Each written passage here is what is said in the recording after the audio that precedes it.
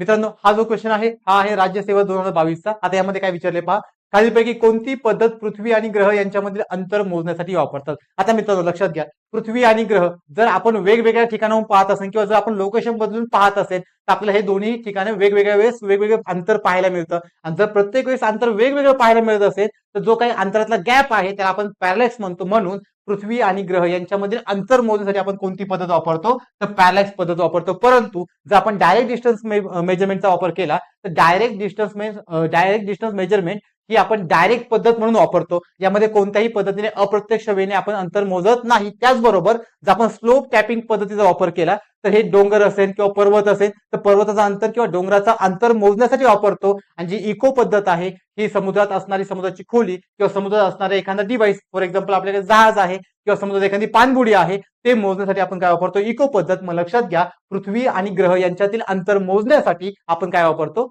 Parallax पद्धत. तर या प्रश्नाचं उत्तर काय असेल, ऑप्शन नंबर 1.